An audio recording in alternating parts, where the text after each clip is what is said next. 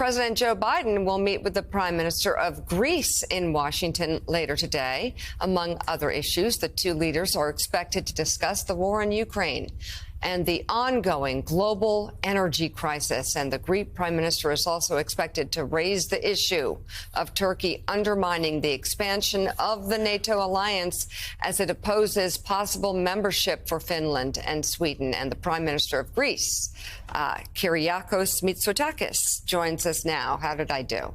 Pretty well. Pretty well. Okay, good. Good to have you with us.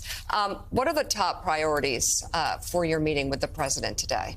Oh, this is an important visit for me personally and for Greece because it also marks the bicentennial since the beginning of the Greek War of Independence 201 years ago. It was supposed to take place last year, but because of COVID, it was moved to this year. I will also have the opportunity to address a joint session of Congress. It is a chance to celebrate the path of two vibrant democracies and to reaffirm our strategic commitment to each other. I think Greece is probably the most reliable partner that the United States currently has in a rather turbulent part of the world. So we will speak about strengthening our bilateral relationship. Of course, we will also speak about the ongoing war in Ukraine and the implications it has for the European continent. Right. And of course, we brought you in talking about the NATO bid by Finland and Sweden to become members. And there's some concern that Turkey has about this. What do you make of that? Will you be discussing that with the president? Why would anybody want to slow down a NATO bid by these two countries at this point? You would probably have to ask the Turkish president. Greece supports membership of Sweden and Finland into NATO. It is their sovereign decision. And I do expect, Mika, at the end of the day, that there will be no serious objections to these two countries joining NATO. I think this is not really the right time to use NATO membership by these two countries to bargain for other maybe issues that someone may have on their mind. I do expect this issue to be resolved. Mm-hmm. Peter? Well, this war in Ukraine, the Russian aggression in Ukraine, has brought Europe together in a way that it hadn't been in many years. The differences between NATO members and European Union members seem to be minimized to some extent. How long do you think that will last? Is there a worry that this eventually the Russians can outlast European unity and wear it down in effect over time? Europe has been extremely unified when it came to addressing the Russian invasion into Ukraine. We moved very quickly to implement very, very dramatic sanctions. And I do expect this European unity to last because at the end of the day, what is happening in Europe is something completely inconceivable. I mean, borders are being redrawn by force. We thought that after the 20th century, this would never happen in Europe. So what's at stake here is not just the sovereignty of Ukraine. It is the security arrangement of Europe as a whole, and that is why I expect European unity certainly to be a given. At the same time, I do need to point out that there are issues regarding the price of energy, which need to be addressed at the European level. We have an extraordinary European Council, which will take place at the end of the month of May, to address these issues, because when we impose sanctions upon Russia, we want to be sure that we don't shoot ourselves in the foot. We want to make sure that we impose more pain on Russia than we do on our own citizens. How do you do that? You do that by reaching an agreement on how to intervene in the wholesale gas market. I've been a big advocate for an intervention in the gas market. I think right now the prices of wholesale gas in Europe do not reflect the fundamental forces of supply and demand. We are big buyers. And we need to use our leverage as big buyers of gas to bring down the prices of gas. This is an issue that was also raised by Prime Minister Draghi when he was in Washington a few days ago.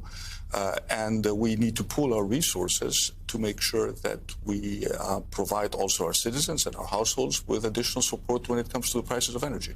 So, Mr. Prime Minister, the war shows no sign of ending anytime soon, but it will someday. When that day comes, how does Europe, how does Greece re-engage with Russia?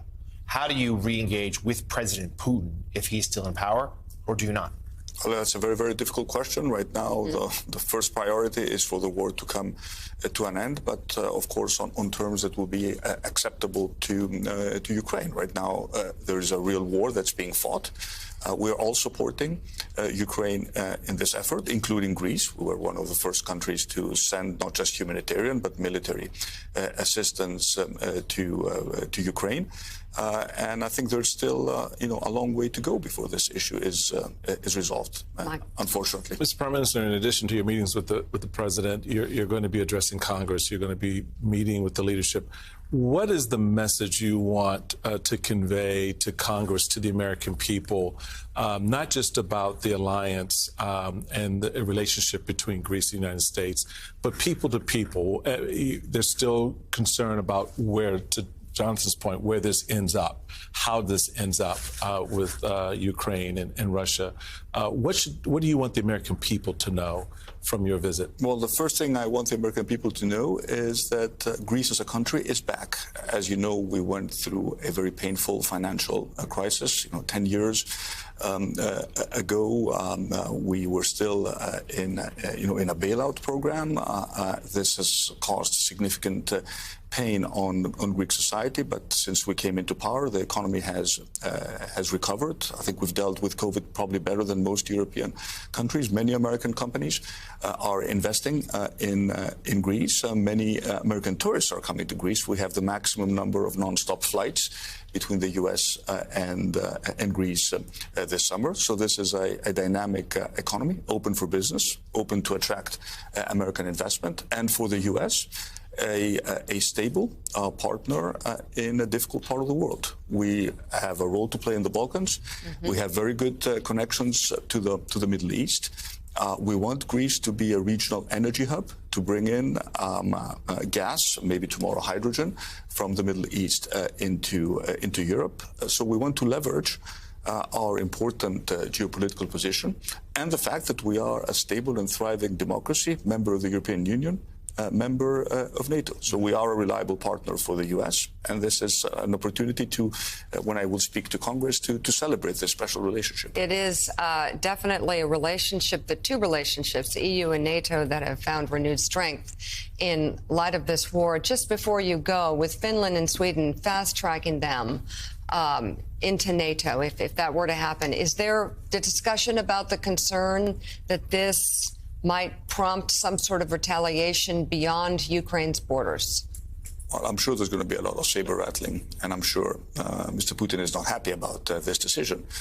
But at the end of the day, Russia succeeded, quote unquote, in uniting NATO, giving it a new purpose, and now extending the alliance from 30 to 32 members. Again, as I told you, this is a very important, it's a momentous decision. If you think that Sweden is a country that was neutral for more than 200 years, it sat out the Second World War, and now it is deciding to join NATO. The same is true for Finland. So we're talking about a new security arrangement in Europe, and I'm sure this is another unintended consequence of this very sort of disastrous decision by President Putin to invade Ukraine.